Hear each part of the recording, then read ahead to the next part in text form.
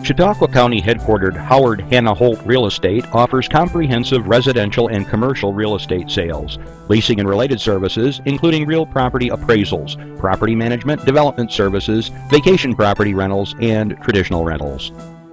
Westfield Memorial Hospital provides high-quality health care to residents of Western New York, offering patients the most sophisticated medical advancements while keeping the ease and familiarity of a community hospital.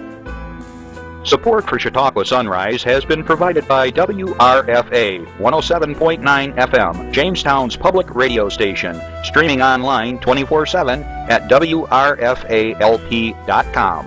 Low power to the people. Funding is provided by a grant from New York State Senator Catherine M. Young, representing Western New York's 57th District with a local office in Olean.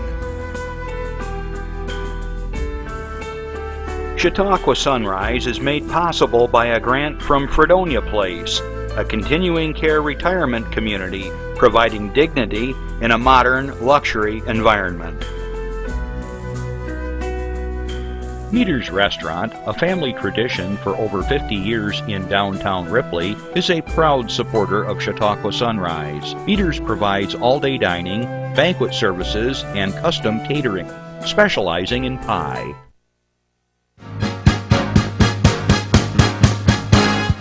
From the Access Channel 5 studios in Mayville, it's Chautauqua Sunrise. Chautauqua Sunrise is hosted by Doc Hamels and supported by the award-winning volunteers at Access Channel 5. Continuing the traditions of Senior Report, we are here to share local news, colorful interviews, and events of interest to everyone. Chautauqua Sunrise is broadcast live Saturday mornings each week, countywide, from 9 to 10 a.m. Join us by calling in live, emailing us, or checking out our social media. And now, from the Channel 5 studios, it's Chautauqua Sunrise. Hey everybody, good morning. I'm Doc Hamels, and this is Chautauqua Sunrise. I want to welcome you to the show. If this is your first time with us, I'm going to tell you right now, I'm giving you a fair warning. Strap on your seatbelts, because our show is going to be coming from out of this world. It's going to be a great show, and you'll see what I mean in a little bit. Okay? Hey, I hope you're having a good week. I hope you're enjoying the summer weather. Some of you are luckier than others because you're getting some rain. Some of us are really, really dry, and we get 7 drops of rain, and it feels like a sauna. But from what I understand today, we're supposed to get some rain, and maybe it'll finally help the lawns out and get some of those peaches and apples and pears popping up. And because right now, my pears look like these little shriveled up things, and my blueberries, they look they look like these little stones. They don't even look like blueberries. So anyways, hoping everybody gets whatever they need for weather-wise, and the farmers get some rain. So keep your fingers crossed on that. Okay, I want to let you know that if you are interested during the show to give us a call, you can call in and ask a question of myself or my guests at 753-5225. You can Twitter us like they just showed there. Whoop, there it goes. You can email us. Call in. It's free. They're nice people at the other end of the line, and I'm a nice guy. I won't yell at you. But we're not going to talk about politics, okay? But if you have an anniversary or birthday, you want to ask a question, if your organization or club has something going on, spaghetti dinner or a fish fry or whatever, it's free of charge. Let us know, because we want to share all your news with the rest of the county. Okay? And we want to welcome all our folks over at Chautauqua Institution that are here for the summer. Hope you're having a great time getting to see some of those operas and those great speakers that come in every week. It's good stuff. Got a lot to cover today, so I'm going to put on my glasses and we're going to get right to it, okay? So, for those of you that are listening on WRFA 107.9, low power to the people, in Jamestown, we want to welcome you and good afternoon, because you're going to be listening to this show later on in the week. All right, let's go to Infinity in Jamestown. All right, now, if you have any questions about Infinity, my good friends over there, you give them a call, 664-0991, or go to their website at infinityperformingarts.org. I can tell you that up front because they got a zillion things going on, and you would want to know that information. All right, first of all, an announcement. This is a bummer. From what I've been told, the top of the tier music showdown that was scheduled for tomorrow, August 14th, has been postponed due to severe weather predictions. We've gone all summer long, no rain or anything. The only day of the summer that they have this planned, and they got to postpone it. So that's a shame. But anyways, it's good thinking because musicians don't like to be electrocuted. All right, so that's canceled, and we'll let you know when that is rescheduled. But on August 15th through August 19th, Center Stage Academy Summer Day Camp, ages 8 through 16. There's a local theater going on, and they're going to have professionals guiding students through the thought process and the aspects of theater. And they're going to do some live performances on that Friday. All right, so if you're interested in theater and you're ages 8 to 16, give them a shout. Monday, August 22nd to the 26th. Hey, August is running out of time here. I can't believe, the kids are going to be going back to school. Did I just hear a big applause out there, Randy? Yeah, the parents are good. They're ready. Monday, August 22nd through the 26th. Music and Art Institute. Make amazing art, film a movie, join a band, explore instruments, and perform a skit. That sounds like fun. And then coming up, near and dear to my heart, because Russell and I will be performing at this, my partner, September 10th, the 13th annual Local Music Showcase. Over 50 local bands and musicians donate their time each year to help Infinity, and 13 local venues will donate their space for the cause. It's like $10, you get a wristband, and you can drop into all these 13 different venues, and there's music like on the hour switching. And we're going to be at the Phoenix Rising Fitness Center. Is that what they call it? Well, you don't know? You're supposed to help me out here. We're going to be at the Phoenix Rising Fitness Center, all right, or Yoga Center, something like that. And that's a great time, so we'll tell you more about that as we get along. All right, let's go to Asheville, just down the road. All right, the Safety Education Village. All right, if you have any questions for them, you can give them a 499-8138, 499-8138, because they have some cool things they're offering. They're offering training and certification, both on and off-site, for first aid, CPR, and AED training through the American Heart Association for ages 12 all the way up through 112. Courses are offered throughout the year and are open to individuals, businesses, healthcare professionals, and other organizations. So if you're interested or your company, give Terry Kinberg a call over there. Also, they want you to know that they do offer women's self-defense classes, and that's taught by the American Karate organization, and they're going to be announcing those. But they have those, so if you're interested, call and sign up, and they'll let you know when the next class is. Chautauqua Village, the Safety Village, is taking registrations for an open to the public day on August 23rd from 10 a.m. to 12 p.m.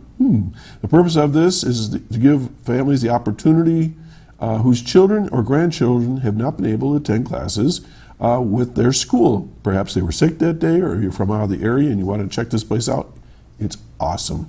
A chance to participate in the training offered there, which includes things like bike, traffic, fire safety, all kinds of things. If you haven't been there, they teach everything about safety for kids, and it's just really awesome. Their registration is due by August 19th, which is coming up here pretty soon. So again, August 23rd, 10 a.m. to 12 p.m. the Children's Safety Village. Okay, also, this is really cool. I should have taken this because I had to deal with my brother. Babysitting courses offered at the Safety Village, which includes the American Heart Association certification first aid, CPR, and AED. The next upcoming babysitting course is prior to school starting, August 25th from 9 a.m. to 3 p.m. I don't know about you guys, but it's hard to find a babysitter. Nobody wants to babysit, but if they had this training and the kids knew what they were doing, this would be cool. So check that out, guys. August 29th through September 2nd. Also, Safety Village is having a summer day camp from 9 a.m. to 3 p.m. The week is packed with great experiences for ages 5 through 12. And again, if you have any questions or you want to register, give them a call at 499-8138. All right, now I got to flip the page here correctly so I'm in the right place here. Hang on a minute. All right, now I go to page 3. No, I don't. Hang on, I'm over here. Okay, poster comes up now. Cruise for a Cause. All right, this is going to be at the Crossroads Farm and Craft Market. That's today, 9 a.m. to 4 p.m. You got a cruising, a car and motorcycle show. It benefits Riders Hospital for Children. Music by the Untouchables. They're playing from noon to 4. There's a chicken barbecue. Sponsored by the Blue Star Mothers, Chinese auction, door prizes, shopping at Crossroads, which is a really cool place if you haven't been there. Local arts and crafts, vendor discounts, and so forth. Let's see. They're giving out trophies and so forth. For more information, if you're still interested, 326-6278. All right, let me see something. Something popped up here. I got to check. I'm going to be at the Phoenix Rising Wellness Studio. Didn't I say that? All right. Tuesday, August 23rd, the Chautauqua County Historical Society's annual picnic, featuring a lecture on researching the Underground Railroad by Judith Wellman. This is going to be at the Harmony Historical Society grounds in Blockville, just down the road from here. Picnic begins at 6 p.m., lecture at 7 p.m. Part of the town of Harmony's bicentennial celebration is involved with this. There's going to be a potluck dinner to all who attend. Please give them a call to RSVP by August 18th at 5 p.m. It's rain or shine, it's free of charge. And if you have any questions, 326-2977. You're going to be calling the McClure Museum over there in Westfield. All right, I guess I go to page 3. Whew. Okay, another poster. Celtic Festival and the Gathering of the Clans. Aye. Mayville, Lakeside Park, August 26th and 27th. 25 clans, 10 pipe bands, 9 Celtic bands, music, food, children's area, Celtic and craft vendors. Friday starts from 7 p.m. to 10:30 p.m. Kickoff is that evening, features Charity News, Amanda Barton, and The Drive.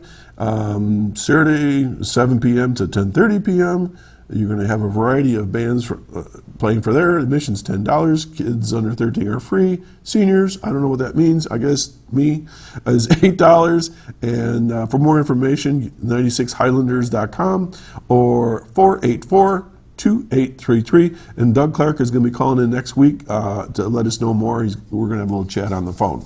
All right, moving along. Next poster, Callie's Crusade Fundraiser. It's going to be held September 5 at the Lakewood Rod and Gun Club. Starts at 10 a.m.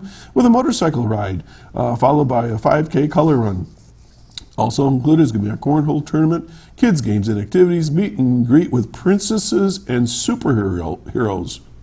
That's screaming you, Randy. Photograph opportunity. I can't wait to see where my head's going to show up this month. He put me on the body of Lucy this week. Okay, music by Smokin' 45, blood donation and organ match checking, raffle, Italian sausage and chicken barbecue. Bring your lawn chair and for the whole family. Last year, Callie's Crusade donated over $10,000 to families in local hospitals. And let's see, for more information about all of this, you can go to...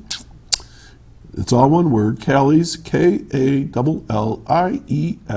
Crusade. It's still all one word, K-R-U-S-A-D-E, at Outlook.com for more information. And we'll be talking about that a little bit more yet. All right, next picture, Bemis Point Library Bicycle Raffle. I think we've been talking about this all summer. Bike is on display at the Hotel Linhart. Tickets are available at the Bemis Point Library or Hotel Linhart. 1 ticket for $1 or 6 for $5. Drawing will be held September 10th, 2016.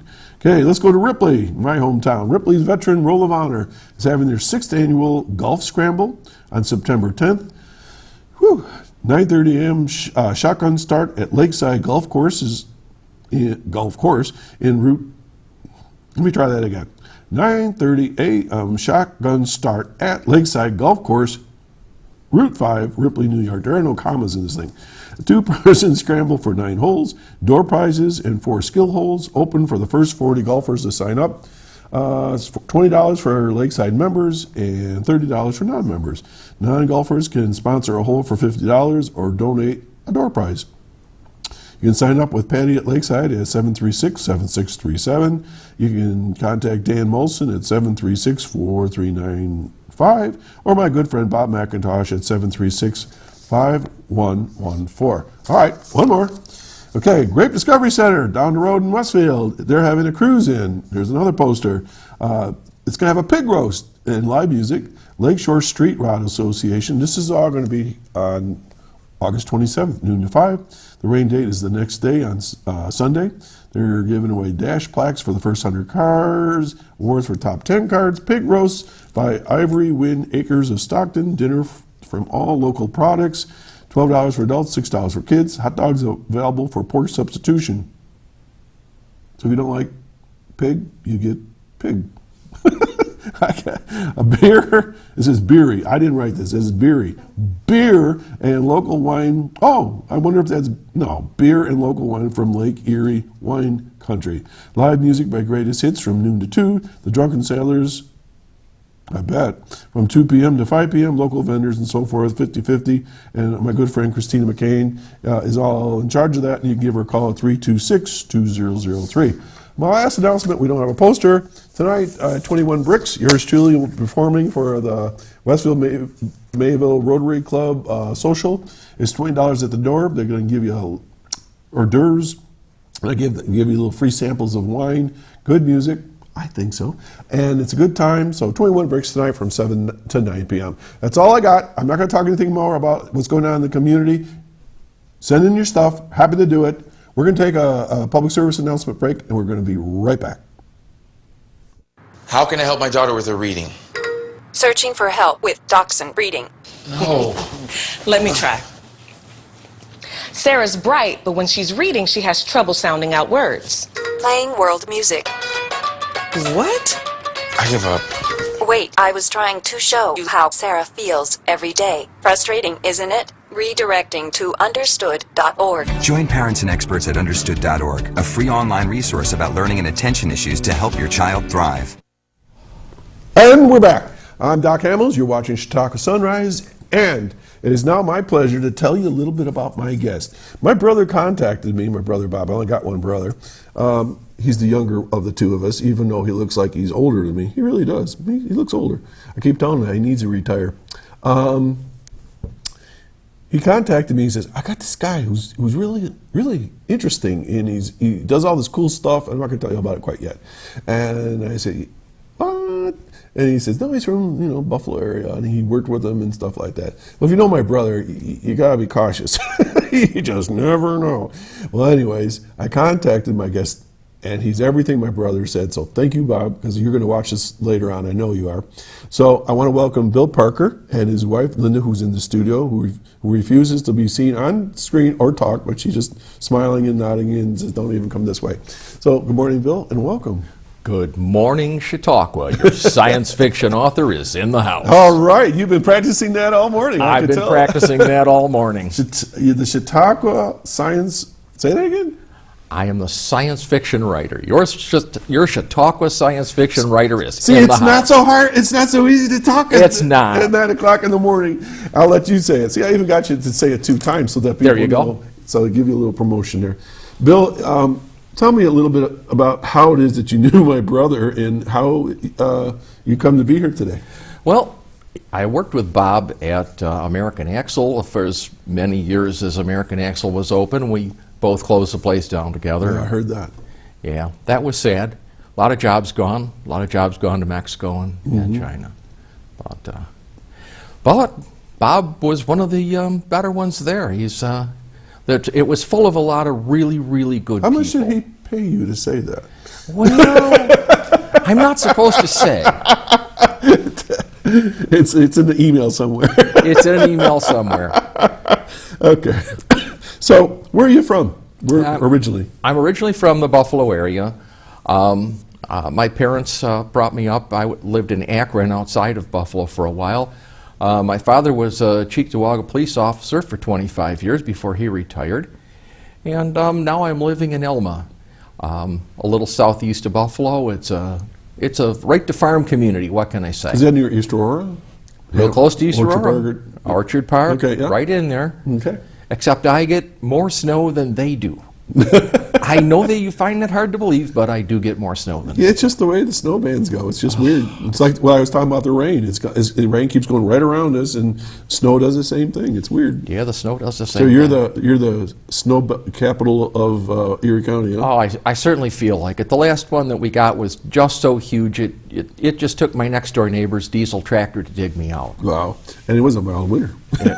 Yeah, except for the big one. Yeah. Well, here in Mayville, where we're broadcasting from, they get a lot of snow here. I forgot they had a record snowfall a couple of years ago. I don't know, 12 feet or something like that. Somebody's going to get upset because I probably said the wrong amount, but 300 and some inches. Thank you. See, I already got the information as we're speaking. There you go. That's a lot of snow. That's a lot of snow. Okay.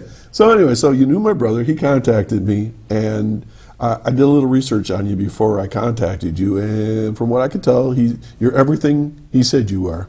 So Uh-oh, I'm in trouble. But let's continue on with your background. So you grew up in the Cheektowaga area? Cheektowaga area, yeah. Okay. And, which is right on the edge of Buffalo. Right on the edge of Buffalo. So then, so where'd you go to school? Maryvale, what a wonderful little school that was. I knew where it is. Sure. Yep. And then you went on where to what? I went on to here, there, and everywhere. Okay. According to my science fiction stuff, I have a Starship Engineer's degree from Union Fleet. Congratulations. Yeah, so I've moved on quite a bit. But primarily your occupation was, An electrical engineer. what does that mean? What does an electrical engineer do? Electrical engineer was, I used to do all of the computer control systems for everything that built an axle at American Axle.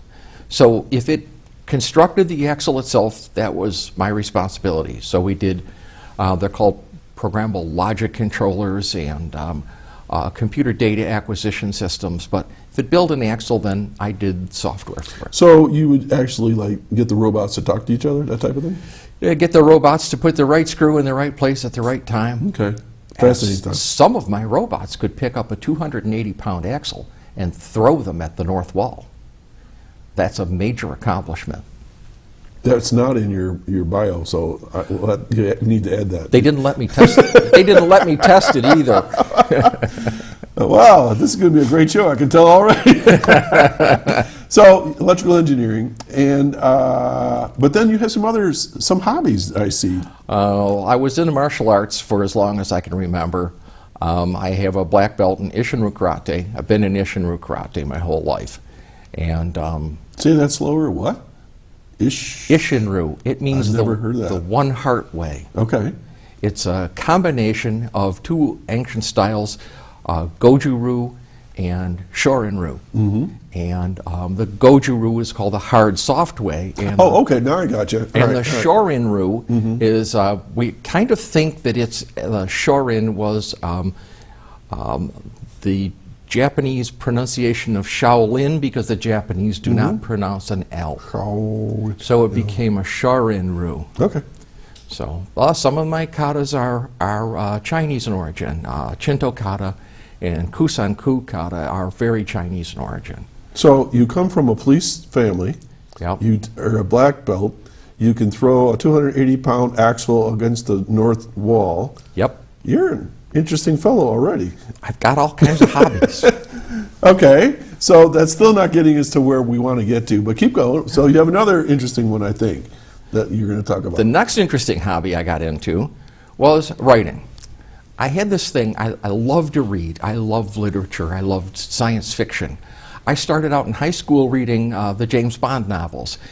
But in college, I got into reading Robert Heinlein. Oh, God, I got into reading Robert Heinlein. Every single thing Robert Heinlein wrote. Tell me about Robert. I don't know anything about Robert. I mean, what was his genre? It's all science fiction, and it's A Stranger in a Strange Land. Oh, okay, okay. It's a good one of his. Friday. Oh, God, the novels just go on and on. Okay. Starship Troopers was his. It was made into a movie. All right, I think I saw that one. Yeah. But those were all Heinlein. And I just loved reading Heinlein. Okay. And would you believe I'm sitting in a room in Songtan, South Korea, reading his final novel that his wife put out after after he passed away. And it dawned on me, I'm not going to be able to get any more new novels from this guy. It's like Harry Potter series. Yeah, he died. It's done. I'm crushed. There's a new one coming out, but I think there's going to be more. So it's the same idea, though, right? Well, You're hooked. Even worse. I'm hooked and the guy died. I mean, how much dare worse he? does that get? How dare you die? So then I decided, well, what the heck? I guess if I want these done, I'm going to have to do them myself. Oh, gotcha now. So that's when I started writing. Okay. But here again, I'm electrical engineer by trade. I was not an Yeah, English you're major. supposed to be like a nerdy guy that walks around with a Yeah. pens in your pocket. My wife made me put my pen over there. Mm-hmm.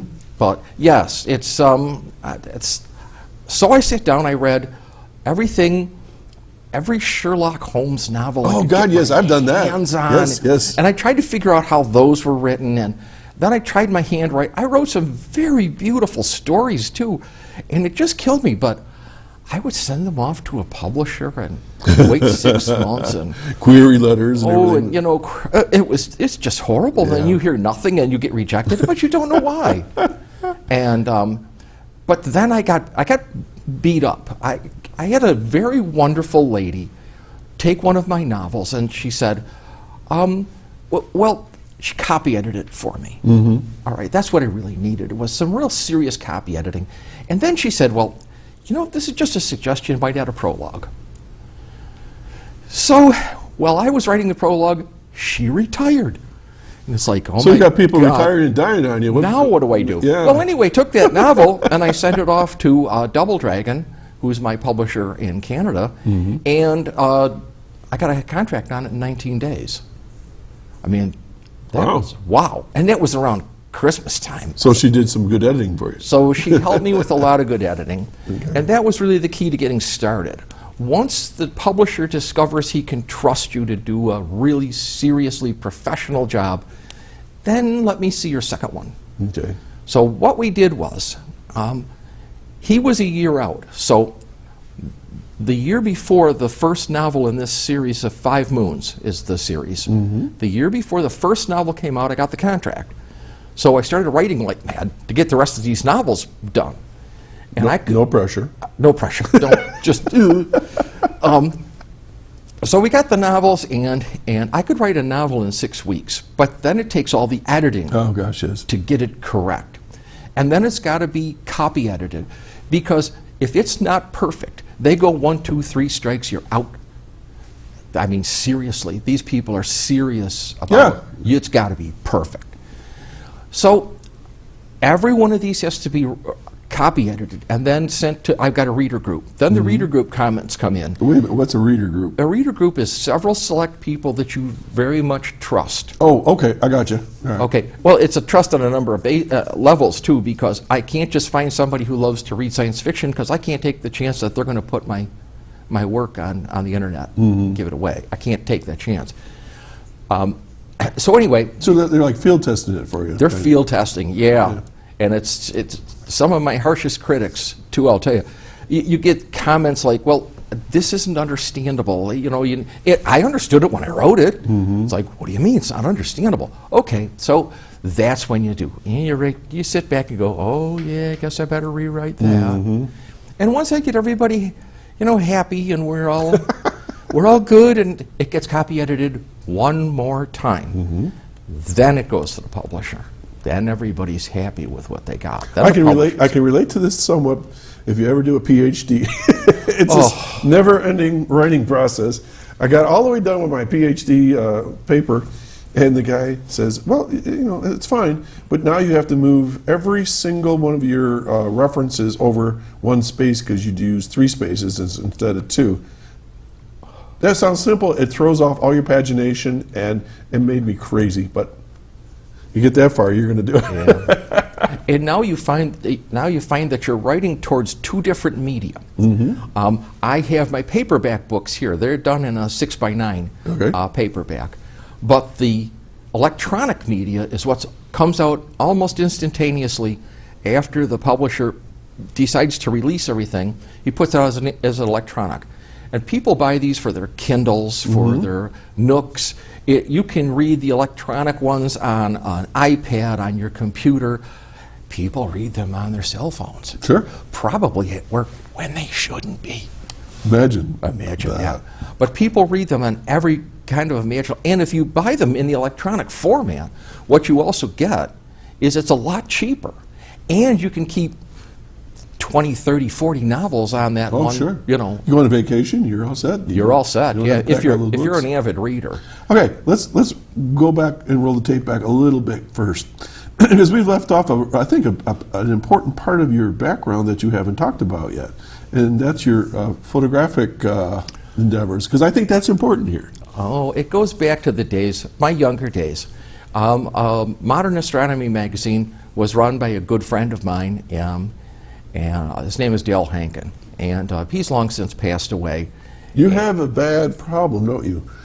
Yeah. They either retire or they kind of drop off. Or the they face of drop the- away, yeah. I would certainly hope it's not me. Anyway, he ran Modern Astronomy magazine, and I was traveling the world, so I would go visit all these big, wonderful people that were doing amateur astrophotography and bring back samples of their work. I'd go to famous large observatories like Hale Observatory. No, this is because of your friend. This was because of my friend. Now, I was going out on work or other work-related stuff, but while I was out, of course, you've got nothing to do on a job site but drink or carouse or terrible things like that. And not being that kind of a person, I decided to do something useful with the rest of my time, so I would go visit all these other people that were into astrophotography. I got to meet a lot of very nice people, and I brought that all back. We did a lot of astrophotography because he would get sent pictures by people, and we would look at it and go, how would you do that with that equipment? Mm-hmm. So we'd go prove that that picture should have been accurate before it would get printed, because you don't know people will do anything get a picture printed. Oh, I know how that is. I got a guy right here. Right here. You never know what's going to be on Facebook here. I have monkeys and birds in my studio. I've had all kinds of crazy stuff. So photoshopping astro pictures, stars. Well, they'll take a picture from a famous observatory and try to doctor it up to make it look like it was something they did themselves, but I can always tell. You can. There's ways of figuring out if it's for instance, if it's a lunar shot, if the Terminator falls on exactly the correct spot on the moon on that date. If they're claiming one date and it's another, the Terminator doesn't match. There's a lot of things that don't match. Resolution. I should be able to, with a 6-inch telescope, resolve Schroeder's crater, and it's a specific target on the moon, and you can't resolve it with anything smaller. Okay. And so I can tell various things about what equipment they said they used. And So do you take pictures of the stars and planets? I used to do a lot of that, but unfortunately the night sky has caught up with me in Elma. You just can't, it's too bright now. I'm a deep space photographer. I like looking at the nebulas and whatnot. Planetary photographer would have a lot easier time of it. Okay, since we're talking sci-fi and we're talking outer space, the question is screaming from me in my brain right now, is there life on other planets? Did you find it yet? I probably found it, but I don't know if the rest of science did. It's got to be out there. It has to be. I mean, if you just take a look at statistics and probability, even if 1% of the stars out there had planets, it was our first guess at how do you guess how many possibilities there are. And now we look out there, we're finding that almost all the stars have planets. And then, okay, what if only 1% of the stars with planets? That's a lot of planets. Well, now there's an awful lot of stars with planets, so even 1% of that's a pretty huge number. Right. Then you've got to look that they've been around for long enough to have developed life. And I guess the answer to that is yes. It's a resounding yes. In all your studies of the sky, have you ever seen anything that shouldn't be there? Oh, I've seen a few things that shouldn't be there. I've seen a meteor go like this. As far as I know, no meteor can go like that, and no aircraft can go like that. I have no clue what that was. Okay. But I'm a pretty trained observer, and for me to say I saw something that was kind of that far out, it's pretty that far out. Okay. The reason why I bring that up, because I think that ties into what we're going to be talking about. Okay. And so you have a very interesting background in all these different areas. So when you first started writing, what was you said you had some really good stories, but were they what you're writing now? My stories were good. I loved them. They were wonderful stories, and I could give them to other people, and they loved them too. But they were flawed as far as a publisher is concerned. Mm-hmm.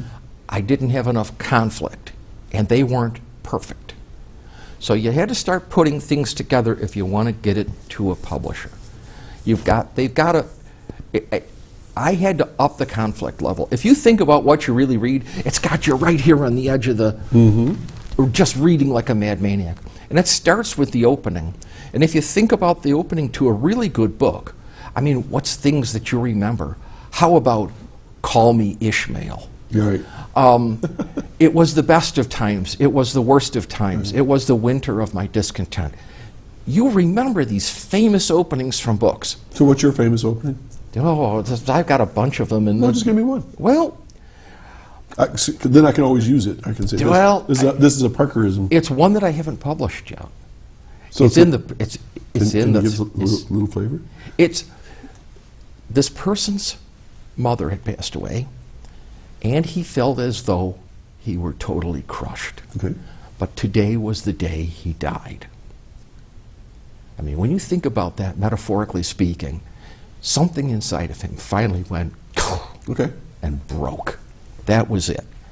That's going to be the big opening to that Wow. book. All right. So that's not spoiler alert. It's just a little flavor there. Just a little flavor. Opening to the new series. The 5 Moons is my current series. Okay. My new series coming up is Tales of the Green Gin. That will begin publishing next year in February. The first novel in the Tales of the Green Gin series is Dragon Eyes. And Dragon Eyes opens in a dream, a mystical dream of a man being tested. And that's where the story begins. Way cool. All right. Question. Yes. Dallas Blake is your main character. I know this. Okay. Okay. Is he Han Solo in disguise? No, Dallas Blake is another one of those characters that's been crushed by all of the forces around him, and he's just looking. Yeah, but Han Solo was put into this thing, and he was frozen for like 20 years, and he's been killed like 15 times. Yeah, well, Who's cooler? oh, definitely Dallas Blake All is right. way cooler. All right. Dallas Blake is more the kind of guy like Bob or me or you. He's more one of us. All right. Han Solo was just kind of a shoot 'em up kind of guy. Yeah, kind of like an old Western. Old Western, yeah. Western shoot 'em up but outer space guy. Yeah. So tell us about Dallas Blake. He is your main character, right? Dallas Blake's main character. In the 5 Moon series. In the 5 Moon series. Okay. And what happened with him and how this whole series got started was there was the corporate war, this dystopian corporate war. And there was people fighting people. And then all So like Apple versus IBM or something? almost that bad. And his whole family was killed in the war. Basically, that left him. You got a little theme going here about that. I said, well, hey, people have to die. What can I say? To make a good story. Make a good story, you got to kill him off. But he's not willing to give up. And he starts out. And the most important thing that his father told him was that he was a leaf in the wind. If he could be a leaf in the wind, no matter how hard things got, how bad the wind was blowing all around him, and he was like a leaf in the wind. You would fly on the wind. It could carry you, but it could never touch you. So some people would say he was detached. He could detach himself, yes. And that's the opening to the first beginning to the series. Is that your karate influence? Some of it's the karate influence. See how I did that? See how I did that?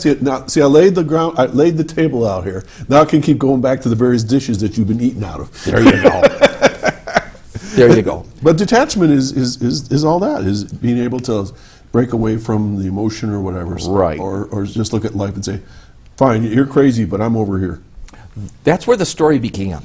And what happened was, of all things, the ship picked him. He was looking for a ship to buy. He went, What kind of ship are we talking here? just a dumb old scout ship, I mean, like a spaceship. like a spaceship, yeah. And he's just want to start over. I just want to start over go home, don't know what I'm going to do from there.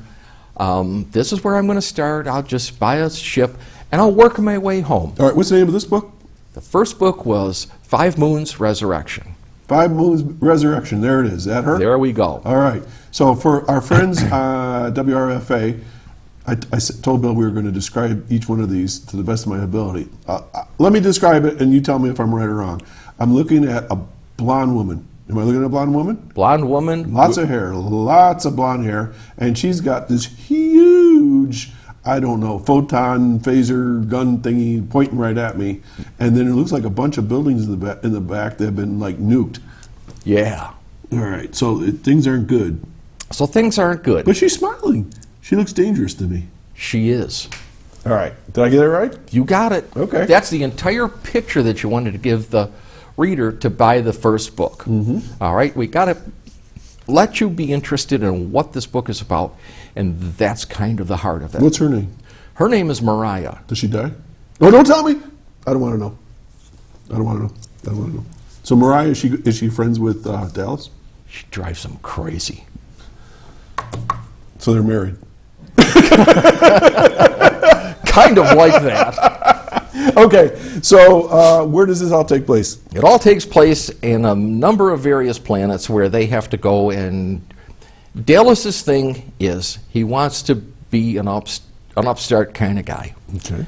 So the first thing that happens along the way is they have to, he thinks he's doing one thing, and Mariah thinks he's doing another.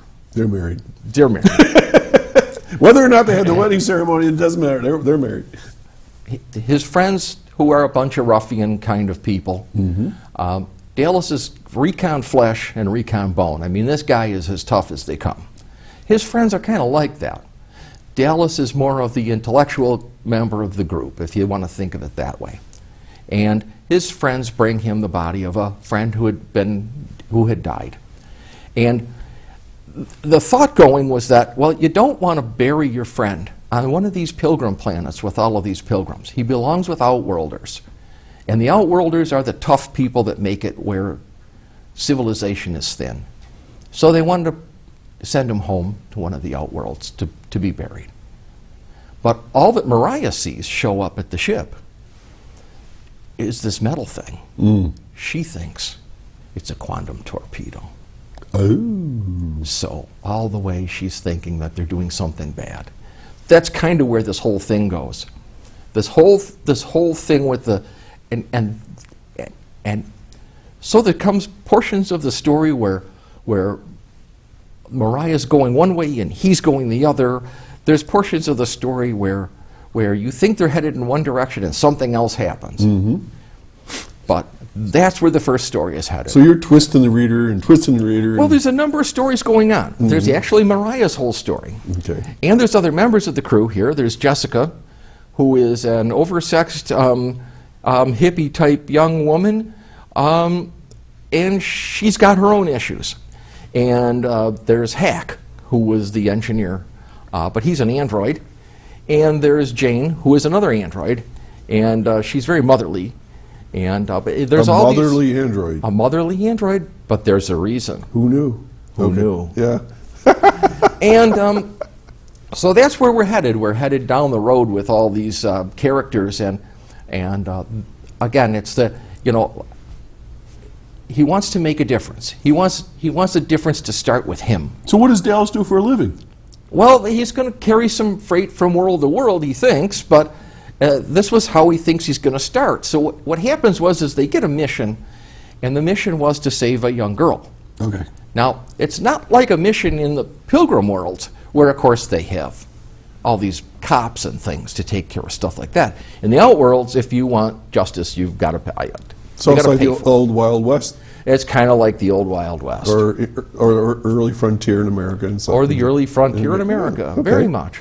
All right, so when you're writing this, you must have a lot of fun picking names and... Names are my bane. Every name is like a stab in the heart. It's like, oh my God, where am I going to get this name from? Okay. Names are very difficult. Yeah, because you want to make them fresh and it's not somebody else from a movie that somebody watched or whatever. Right. So what about the planets? Same thing, I'm assuming? Planets are kind of hard. They get named after various places and things. I got a planet Aurora, which I got from my neighbor over here in East Aurora. And so you have the planet Bob yet? No, I haven't worked my way up to Bob. Take a breath. Folks, you're watching Chautauqua Sunrise. I'm Doc Hamels, and my guest today is Bill Parker, and we're talking about his writing, his books, and sci-fi. It's out of this world, and we're having a great time. If you have a question for Bill, give us a call at 753-5225, and or you can Twitter us, you can email us, or whatever. And if you're shy, whoever answers the phone, just give them your question, and they'll send it over to me. Okay, so Bill, you have this first book. So what's the second book? Let's pop that picture up. The second book. What's the name of that one? The second book is Convolute. In this book... I'd have to tear that cover off if I owned it at my house. My wife would say, "What are you reading?" Well, in this book, the picture is of the back of a naked woman, but you don't see anything that's not... This is graphics. This isn't a photograph. Graphics. It's not a photograph. So we have a The woman... most important part of it is the tattoo on her back. I didn't notice the tattoo. I was looking at the planet. Yeah, there you go. There's a tattoo. But you know what? When I first saw that, I thought of that new show I forgot what it's called. Someone's going to tell me here in a minute, where that woman finds herself in the middle of New York City and she's tattooed all over. And then there's that other... The Blind Spot. Thank you, Chris. And then I saw there was a book, The Girl with the Dragon Tattoo. Dragon Tattoo is an excellent I was movie. thinking, yeah. But that's what I thought. I wasn't seeing this as like like porn or something like that. I was thinking this is a mystery. So you got this woman with a tattoo. So go ahead. It's a woman with the tattoo, and it's the same mystery. She doesn't know that it's there. What? Yeah. She woke up one day. She's got this tattoo. Well, that's part of the story. All right. And not to You be gotta read the book to not to be a find out. spoiler, read the book. What's You've her got the name? story. Her name is Jessica. And the tattoo on her back is hugely important because that's the key to to Dallas Blake taking the next step. You must have had a lot of fun to delicately figure out how he was going to read that tattoo. Yeah, and that was another problem. It was written in a language called Enosa, which he didn't even know. So now you got to get an Enosa translator So he to needed read an the Enosa- back of a naked woman's back right. in And- outer space. In outer space. So the guy, I'll tell you, the poor guy, he had it tough going. But that story Convolute is named Convolute for more than one reason, though, because the whole story is convoluted. All right. It's a story where the bad guys from the first novel, he's got to go back and save. And it's a lot of things that you thought went one way went another. Okay. Okay? So when I hear convolute, I think of rivers running different directions in and out of each other. right. And you Okay. also find out at that stage the ship that he's on is a convolute in 13-dimensional time-space. It was a ship that was crashed in time-space. Say that again. 13 what? 13-dimensional time-space. 13-dimensional time space. If you look at the current state of quantum physics, we're into 13 dimensions. Okay. Okay, the 13 dimensions define the quantum universe, basically. Aha. Okay. Okay. We're getting a little deeper than I planned, but So that's the- okay. so- I'm with you, Bill, all the way. So that's when he gets a real understanding of why the ship is bigger on the inside than it is on the outside. Oh, Harry Potter goes into the tent. Ex- Oh, yes, yes, Harry Potter's tent. I got you. There you go. 13-dimensional. Yeah, now I got It's you. 13-dimensional quantum time space. Anyway, there are a number of things in Convolute that are all convoluted. And that's the whole heart of this novel, takes you down that convoluted path. Okay, time out. So, people are listening right now on the radio. They're watching you here on TV. How in the world do you keep track of this? Do you have like a big storyboard or a diagram? Or please tell me it's not just on your... Oh, you're going to tell me that. Okay. I am the worst pantser that ever there was as a writer. I'm a pantser. What in the world does that mean? A pantser flies by the seat of his pants. Oh, pantser. And he flies by the seat of his pants. At least that's how other people see it. I gotta write that. I've never heard that term before. Pantser. Pantser. But people think that I fly by the seat of my pants, but I don't. In order to write novel 4, which just came out, Nexus of Fates. Okay. The Nexus of Fates novel, it takes everything that you've learned in the first 3 novels and just flips it right on its head. Everything Dallas thought he knew about all of the other characters is flipped. All right, this Nexus of This is Nexus of Fates. now, we skipped the book, didn't we? We went past Entangled. All right, but we're here now, and so now we're looking at, I don't know who's she. She is Io. She's got a weird ear. I can see that from here. Yes. She like a Romulan or somebody? She's an Osa. Of course, she needs to translate Right. the tattoo on the woman that on her back. And to the great credit of my wonderful publisher's graphics artist, you take a look at the detail in that cover. I am so proud of that cover. There's a lot of detail. Like in her uniform, you see lots of little gadgety yeah. type things, and there's electronics in the background. She's looking out. Looks like she's looking out a window, and it looks like there's a planet out there or something. I'm just like, that cover is good. Yeah, that's a good one. All right, so we skip book 3. We skip What's book the name 3. of that book? Entangled. Oh boy, yeah, I had to tear that cover off too. Yeah, there you go. She looks like, no, seriously, you know what? She looks like the American volleyball team. Yes. We were just all complaining about how skimpy their little outfits were. You complained about that? Well, I had to say we because I had to go join the crowd because I wasn't going to get slapped. Oh. All right, because they were saying how tiny. Thank you, Randy, for that sound effect. We're looking at a woman. It looks like a train. I'm just telling you what it looks like. There's like a train coming behind her with a red light, and she's like in a bikini, a very skinny bikini. Looks like Lady Godiva. Long blonde hair. Very much. Remember that song? Okay. And an explanation, this is a part of the story. The thing that looks like a train coming out of the tunnel is actually a time-space ring. And she came out of that time-space ring. She didn't pack much. No, I'll tell you. In reality, in the story, she comes out stark naked. But of course, you can't put that on a cover. That's true. I mean, I got to sell these books. I got to put them on Amazon and places. So that cover had to be cleaned up a little bit. So you'll see that her blonde hair is all strategically covering things. Okay. And what's her name? Her name is Mariah. Oh, that's Mariah. We're back to Mariah again. Okay, Mariah's back in. All right. So we have you got 4 books in the series. There's actually 6 books. We haven't seen the next all 2 right, so yet. Okay, so are they being written as we speak? They're done. They're done. They're done. I've got contracts. They're in. The next book in this series is called Revolution. And that's a big surprise. Okay. That's a big surprise. But book 6, your socks will be going up and down. If you love Ancient Aliens. I do. I watch it all. I have 5 shows right now on my recorder at home. I watch it all the time. If you love Ancient Aliens, you've got to read 5 Moons Zap-Tappy. Oh, good. Zap-Tappy was just on TV the other day. But Zap-Tappy is a book about 10,000 years into the future. What happens after? Ooh, it's going to be a socks rocker. If you just like that kind of stuff happening, you're going to love this novel. Does he drive you crazy at home? Yeah. It's a short drive. Wow. All right. So you've got this all laid out in your mind. You don't have this on a wall. How do you keep track of it all? I don't. It's in there. The whole story is in there. Did you see the whole story to begin with? No, I see the story in bits and pieces. I have to write it down. Okay. All right. You've got to capture those as. You got to capture it. So as when it do you comes write?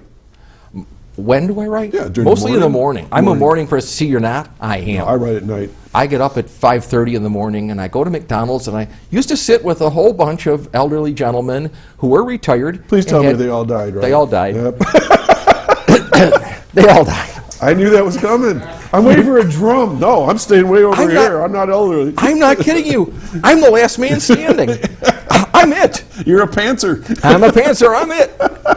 So I go to McDonald's. I have a coffee and a sandwich, and I come home. By yourself. Now by myself. It's like Abbott Costello. Who's that first? All Right. So anyway, after all this, that's when I come home and write. Okay. And I get Now you'd think nice and quiet, but I'm used to noise all around me, so I turn the TV on and I go at it. But a lot of these things, you'll see them clearly in your dreams. If you got a story going on in your head before you go to sleep, it just kind of rolls on and on and on. And if you've got well-defined characters right from the very beginning, I know my characters. I can wear them like a glove. I can put on Dallas Blake. I know Mariah to a T. I know all of my characters inside and out. And they write the story. Randy would like to meet Mariah, I'm sure of it. Wouldn't you? Yeah, he said yeah. So Okay, bring her he's over got to next go. time. He's got to go through that time-space range. So he's got to find out where the 5 moons. By the Okay. way, you can always find the 5 moons. Okay. The 5 moons is the people are always in the Pig and Whistle, and you'll find that on the planet Panera 5. Panera So 5. if you're ever looking for them, that's exactly where to find them. That sounds like Panera. It does kind of, doesn't it? Before we get too far, we've only got 3.5 minutes left. Good Lord. Yes, I told you it would be like that. Bill, how do people get a hold of these phenomenal books? These are great. Okay, my books are available on Amazon, Barnes & Noble, Kobo if you're in Canada, Barnes & Noble worldwide. You can find out where to find my books at my website. That would be 5moons.org, spelled out in letters, no numbers, please. I'm on Facebook at facebook.com/5moonsci-fi, spelled S-Y-F-Y. Okay. Okay? Just look for me there. It's the real simple place. If you'd like to get on my mailing list, it'll tell you on my website how to get there. Very cool. Okay. So, I think I know the answer to this, but I'm not sure. Which one of the characters are you? I'm the crazy one. I'm Hack. You're Hack? Oh, I was hoping you were Dallas. No, I'm more You're Hack. Hack. Wonderful. So tell me about Hack. Hack is this wiry, crazy little guy who's always talking to himself, who's always... About dead people. Probably about dead people. Who's always talking to himself, who's always yelling at the other androids, and, he's just a character. But he helps Dallas keep all of the ships maintained. And as things go along, it becomes more than just the 5 moons. You have a lot of fun creating Hack, I bet. Oh, I had a lot of fun creating Hack. Yeah. Hack was so good in this group that I actually had to bring him back for Tales of the Green Gin. So Bring him through. you're gonna love Hack and Tales of the Green Gin. Well, I'm writing the second novel, by the way, in Tales of the Green Gin. That's Sybil's Orb. Again, it's a science fiction. I know it sounds like a fantasy, but it's really a science fiction. Mm-hmm. Who's your readership? Who do you write for? I got one guy that I don't know who the heck he is, but God bless him. He writes me 5-star reviews on Amazon. I write for him. I write for people. Everybody has a cousin. God bless him if he is. I write for that kind of a reader. Somebody who just likes sci-fi, a good rock'em sock'em story. I write Age group? action. High school, middle school? I don't No, know. this is more sophisticated? Mostly more sophisticated adult audience. Okay. It's definitely adult themes, adult language, although it's not bad. It's more adult language. Okay. But yeah, you got to like action. Some of the stuff is typical space opera, which that is fighting in space and things like that. Bill, we have 30 seconds left. Good Lord. Good Lord. See how you talk? Time flies. Tell the folks right now, you look at the camera, one's over, oh no, this one over here will pop up. Look right at the camera, tell them why they should get your books. They should buy my books because they're just a damned fun read. And I'm using my one reviewer's words. They enjoy reading the books. They're funny. The characters are funny. The situations I put them in, if you're not laughing at them, you're just not getting the joke. I mean, it's just, Mariah's got to do all kinds of things like blowing up a jail to get them out. And she uses too much dynamite. Okay. As a for instance. We got to leave it there, folks. Linda just joined you. Good morning. Good morning. Folks, you've been watching Chautauqua Sunrise. My guest today has been Bill Parker, who's the author of the 5 Moon series, and this has been way too much fun. So, Bill, thanks. You'll have to keep me posted on how things are going. We'll see you all again next Saturday right here at 9 o'clock on Access 5. Have a great weekend. And please, a little bit of rain, just a little bit would be nice. You take care. Thank you, sir.